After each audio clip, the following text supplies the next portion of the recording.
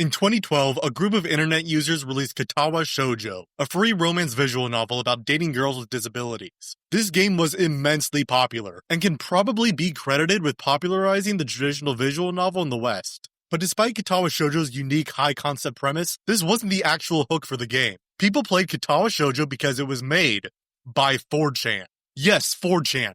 The image board more commonly associated with the worst the internet has to offer. A cesspool of toxicity and slurs. One might think that an eroge about disabled teens made by them would go to unsavory places. And yet Katawa Shoujo was anything but. Katawa Shoujo rose from the swamp as a shining star of love and kindness. It didn't treat its love interests in objectifying or fetishizing ways, but was genuine in its empathy and compassion. For years, people have pointed to Katawa Shoujo as proof that even the internet's most infamous communities were capable of making something meaningful. That beneath the irony and cruelty of 4chan, there was still a beating heart.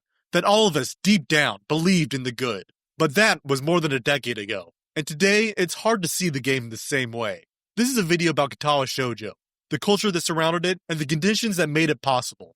Because 4chan couldn't make Katawa Shoujo today. In December of 2000, Japanese doujin artist Raita published a Nausicaa-themed porn comic featuring a, very young-looking girl.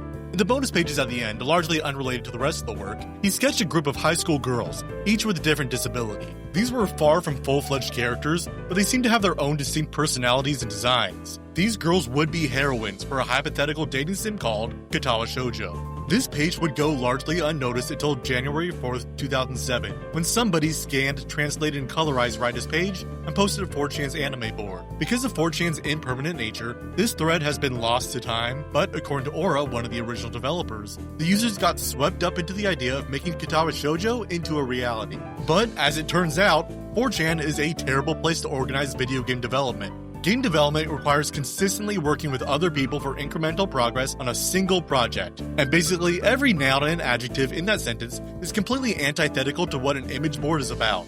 You can't make a video game on a place where everything gets constantly deleted. So, one user took to making their own forum for development, which quickly died off due to good old internet infighting. So then the remaining devs, of which only the most passionate and dedicated remained, moved to a third platform. This team was more insular and organized, with each member having their own role and responsibilities. They completely start over and basically throw everything away that came before. Previous work on the project ended up being a pointless mess, and so 4-Leaf Studios rose from the ashes of failure, named after its origins on the 4-Leaf Clover website. And after months of work and dedicated labor on something new, they scrapped it all and started all over again. And again. And then once more for good measure. Developers come in and out of the project, but collectively they end up pushing through. After almost 2 years of development, on April 29, 2009, the prologue and opening chapters of each heroine's route were released. And you can really tell the demo came out in 2009 because there's a Haruki Suzumiya reference, which would already become dated when the full game came out on January 4th, 2012. Yes, despite all the odds, Katawa Shoujo, a game conceived by a hentai artist and started by 4chan users, would actually come out after exactly 5 years of development. The release of any video game is a miracle because making games is really hard, and the fact that Katawa Shoujo actually got completed is even miracle-er than most. And to top it off, Katawa Shoujo was actually pretty good. It was loved on 4chan, of course. I mean, it's where the game first gained interest, but still, many were surprised by the high quality of the game and genuine emotional resonance, or the feels in the parlance of their time. There was also the already existing visual novel community, an emerging fandom influenced by the growth of both anime and indie game development in the West. This is the perspective I first saw Katawa Shoujo from, and, well, that was a bit more complicated and outside the scope of this video. Put simply, Katawa Shoujo brought a lot of new blood into the community. The English visual novel community was generally more interested in romance and was a small, cozy place leaning more towards women and queer folks, which kinda bounced off the Chan culture the Katawa Shoujo fans often came with. And English-speaking fans of Japanese visual novels already looked down on original English language visual novels for being lower budget, less ambitious, and less experimental, and they were generally more interested in speculative genre fiction. The only English visual novels I can think of with crossover appeal were by Christine Love, because they were a mix of romance and sci-fi, and they were really romantic, but with interesting commentary about technology and experimental visual novel interfaces, and they were really cool, and also I talked about them on my podcast. It all resulted in existing visual novel fans kind of souring on Katawa Shoujo. But to newcomers, Katawa Shoujo was a real gem that led to them loving a completely new genre, and I was one of them. I had already fallen down the Ace Attorney pipeline into becoming a visual novel lover, but really only stuck to mystery games. I was the little baby child that avoided any game with sex and romance, which can really limit your options as a visual novel fan. But the hype of Katawa Shoujo brought me in, and I really liked it. It was the first game that made me realize that romance visual novels could be emotionally rich and narratively engaging rather than just vehicles for emotional and sexual gratification. I remember staying up too late on school nights, slowly making my way through each route, and being genuinely surprised at how attached I became to the characters. It didn't convert me into a pure romance visual novel fan overnight, but it cracked open the door to a whole new part of the medium for me. Part of what makes Katawa Shoujo so enduring is how it handles its central premise. It would have been easy, and perhaps expected, for a game about dating disabled girls made by 4chan users to resort to shallow fetishization. Instead, the writing approaches each character as a full person, with their own agency, flaws, and inner life. The disabilities are part of their identities, but never their soul-defining trait. The branching narratives are also remarkably well-paced, allowing each route to breathe and develop its own emotional beats without feeling padded. The art and music, while modest by commercial standards, are distinctive and perfectly match the tone of each scene, from the quiet, reflective parts to moments of vulnerability and connection. Most importantly, the game earns its emotional weight. When the drama lands, it's because the player has been given time to know these characters, to understand the perspectives, and to see them as more than just love interests. The relationships themselves are nuanced, with each character having desires that don't line up clearly with the protagonists, and require compromise for resolution. That romantic sincerity was rare in many popular games of the era, and almost unheard of from its point of origin. I hadn't seen anything like it before. Katawa Shoujo was the first romance game I had played, and the only one I played before I actually started dating. My understanding of love and romance was largely superficial at the time. I saw images of true love in the movies, had read classic young adult love triangles, but I never really got what made relationships engaging outside of narrative fulfillment revolving around a story and leading to a happy ending. Heteronormative love was something I understood I was meant to aspire to, but I had no understanding of what that actually entailed outside of realizing you're in love and then kissing. But in my adolescence, Katawa Shoujo showed me that romance could be about the slow process of learning about another person, seeing their strengths and vulnerabilities, and navigating the messy, sometimes uncomfortable compromises that relationships require. It demonstrated that love stories could be as much about empathy, understanding, and personal growth as about grand gestures or climactic confessions. And that's not even mentioning the sex. Because, yeah, Katawa Shoujo is an ero game. There is sexual content in this game. Many different sex scenes complete with specific CGs illustrating them. However, these sex scenes are optional, and you have the ability to disable them in the settings. This leads to the absolutely terrible fandom pun that all of the sex scenes are disabled, which... Anyway, the sex scenes are really effective, and they were also a really big deal for me growing up. Sex in Katawa Shoujo didn't exist just to fulfill the player's desires, but enhanced characters and even differentiated their approaches to sexuality.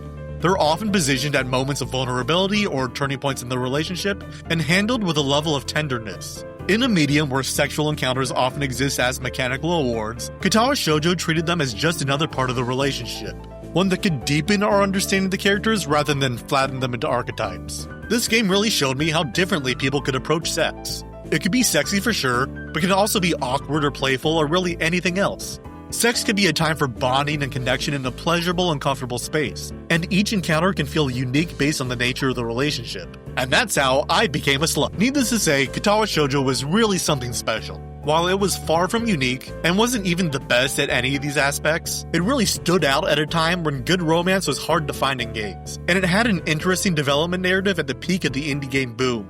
Because games media used to be halfway functional with actual budgets, journalists started publishing articles about this little dating sim from 4chan, and that coverage really caused the game to take off.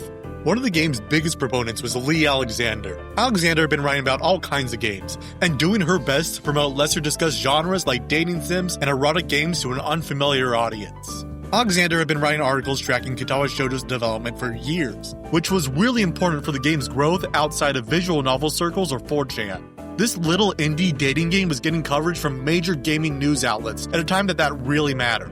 So when the game was finally complete, she published an influential review that would help set the tone and narrative about the game in broader game culture. And it was coming from someone who actually liked and was familiar with the genre. Unlike a lot of other covers of Katawa Shoujo, Her article treated the game with respect, curiosity, and fascination. It did a really good job selling the game to an audience who might otherwise avoid it. And it's, bad. Despite otherwise praising the game, she would also complain about the lack of branching story paths and boring slice of life stuff. Peak early 2010s game review, back when everyone was complaining that Zelda was an open world and that Mass Effect didn't have enough endings. Truly a dark time. And yet, she still found love for Katawa Shoujo, its scrappy indie vision, and its collaborative nature.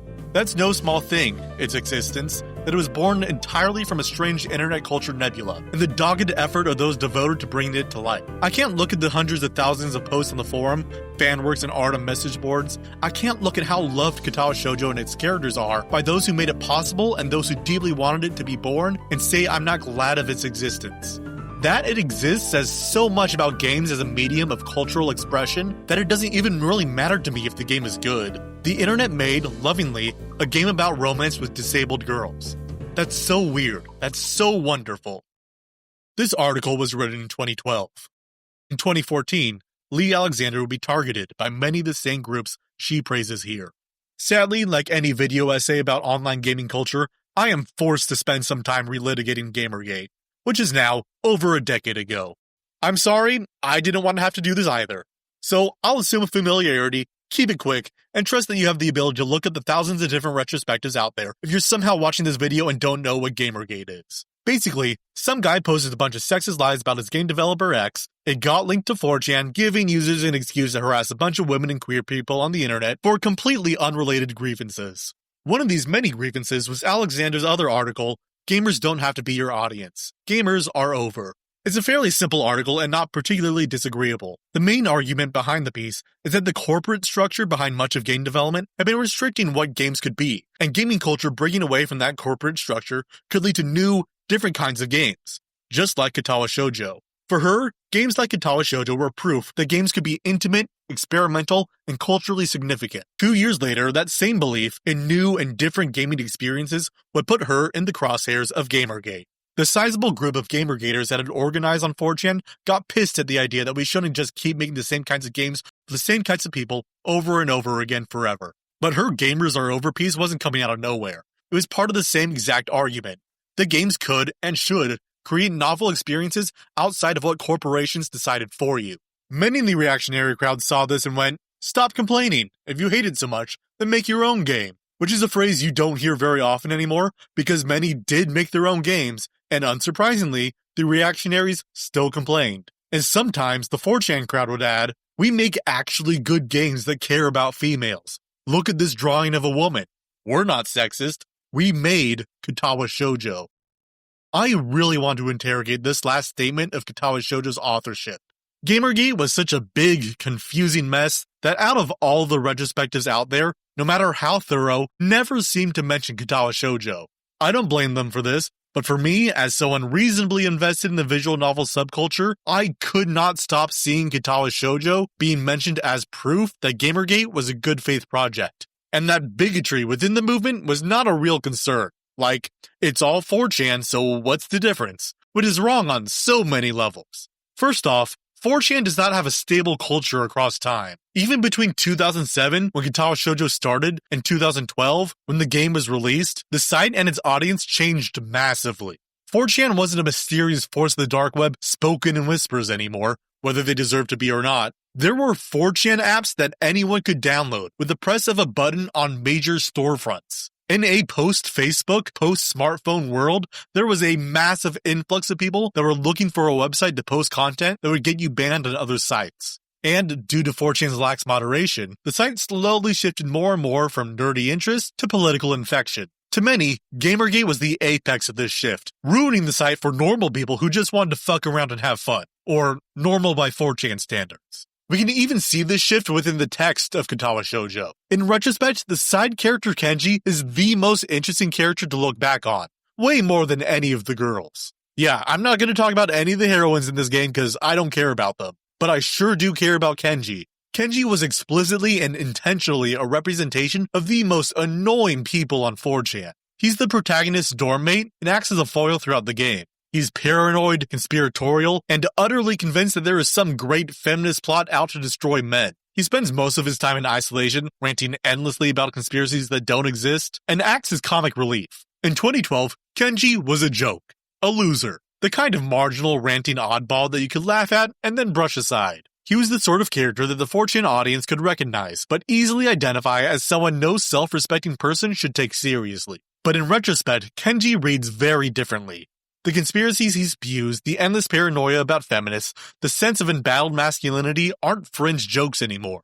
They've become the mainstream voice of the site. The qualities that once made Kenji a lighthearted gag character are now the default for huge parts of online culture. The parody has become the dominant tone. Modern 4chan is exactly the kind of thing that early 4chan would have made fun of. Kenji illustrates how 4chan's ugliest voices went from being punchlines to setting the agenda. He was written to show the sad alternative to the tenderness of the rest of the game. What happens when you fall down the proto-incel rabbit hole after facing rejection? But, as always, there are people who find this depiction empowering anyway. A Kenji, accurate to today's 4chan, would be ranting about how woke video games have gotten. Which is ironic because Katawa Shoujo is woke as fuck. Like, seriously, could you imagine the outrage if there was a big budget game where every single character was disabled? There's not even disabled characters in Nintendo's wheelchair basketball game. There were people who got mad the disabled Greek god had a wheelchair in the Greek god game. A whole disabled cast? You get angry YouTubers ranting about it before the game even came out. You'd never hear the end of it. The entire premise is built around caring about marginalized women, forcing players to take seriously the lives and desires of disabled people, not as objects of pity or fetish, but as fully realized characters deserving of agency and respect. Each route explores love and relationships not as a prize, but as a process of mutual compromise, where vulnerability, awkwardness, and failure are just as important as getting the girl. The game treats sex as something human and varied rather than pure eroticism. And, perhaps wokest of all the girls in Katawa Shoujo are over the age of consent. Katawa Shoujo seems like an aberration in the 4chan usual, not just because it's sweet and kind, but because the game expresses cultural values rarely associated with the site. It's those damn feminists ruining video games. Now, we could chalk this up to the aforementioned change in 4chan's culture, when conservatives were more associated with video game censorship and porn bans that was necessary to fight against for games like Katawa Shoujo to exist. So we could very easily point to the change in site culture and say that that's the reason modern 4chan wouldn't have what it takes to make a game like Katawa Shoujo. But really, the reason 4chan couldn't make Katawa Shoujo today is because 4chan never made Katawa Shoujo. I want to go over the history of Katawa Shoujo's development one more time. A doujin artist had the idea to make the game.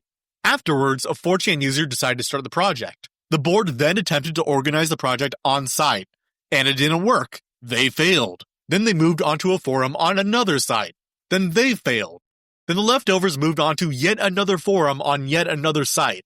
And because that group was too small and inexperienced to realistically make a game together, they brought on like a dozen other visual novel fans and artists from other places on the internet to join the studio they made. And that group made Katawa Shoujo. Was 4chan an influence on the game? Of course. But that's like saying TigSource made Minecraft. You want to make that claim about literally any other website. Hundreds of games are made by developers meeting and organizing on Facebook, Tumblr, Reddit, and so on, but not a single person on Earth would say that those websites or their user bases made the game. That's fucking ridiculous. Nevertheless, 4chan made Katawa Shoujo would become the dominant narrative in gaming circles. And that's not due to any epistemological failures. They didn't investigate the development of the game to figure out who did what. No, people wanted to believe that 4chan made the game, so they just kinda said they did. The edgier fans wanted to use it as proof that they lacked bigotry, and many of the more humanist people in the industry wanted to see that underlying good. But we can see what ended up happening. Katawa Shoujo was made by people, not the nebulous concept of a website. Much of the team would go on to work on dysfunctional systems, an Otome sci-fi series marketed towards the dreaded femoids. Suriko, one of the writers, also co-wrote Twofold, a queer romance visual novel featuring a non-binary protagonist. And one of the co-directors of Katawa Shoujo, the late Raid, would go on to work with Christine Love, who I mentioned earlier. Raid would make art on Analog a Hate Story, and is co-credited with the story and characters of Ladykiller and Abine, a lesbian cross-dressing BDSM eroge. The empathetic tone of Katawa Shoujo makes a lot more sense when you realize that many of the people who actually made it were also aligned with broader queer feminist art, and weren't just a bunch of edgelords who happened to stumble upon a wholesome game. And what really gets me is that these developers and people like them might not be able to make their games anymore. Over the past year, regressive conservative groups like Collective Shout have successfully pressured platforms like Steam and itch.io to crack down on adult games. Hundreds of titles have been delisted or removed. Censorship directly threatens the same creative spaces where projects like Dysfunctional Systems, Twofold, and Ladykiller in a Bind get funded. And even the conditions that once allowed for a scrappy group of fans to release something like Katawa Shoujo for free are being actively dismantled. And in the US, where most of 4chan's user base is located, Project 2025 explicitly calls for erotic art to be banned, asserting it has no protection under freedom of speech and framing it as socially destructive. Specifically, it claims that people who produce and distribute porn should be imprisoned, and that sexual content producers, online platforms, educators, and everyone else associated with porn should be treated as criminals. Russell Vaught, writer of Project 2025 and federal director, explicitly called for the censorship of porn enforced through payment processors like what happened to Steam and itch. Even further,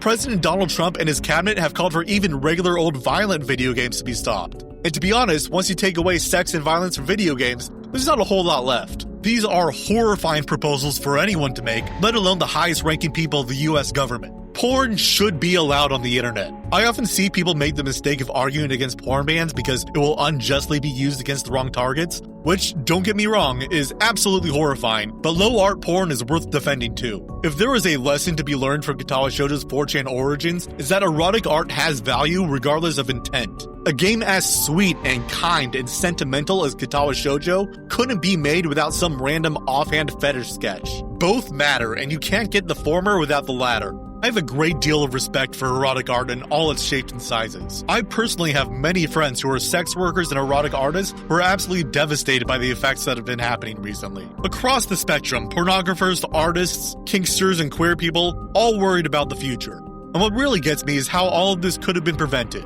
In many ways, Gamergate set off a series of events that led to the destruction of what it ostensibly defended. The same tactics that coordinated harassment, doxing, and culture war rhetoric that targeted women and queer developers in 2014 were later weaponized by right-wing media and politicians to recruit disaffected young men to nationalist politics. The misplaced paranoia around video games mapped well onto conspiratorial rhetoric, and the swarm tactics used on game critics became the blueprint for combative online politics. In that sense, the movement that claimed to defend games actually helped to destroy them.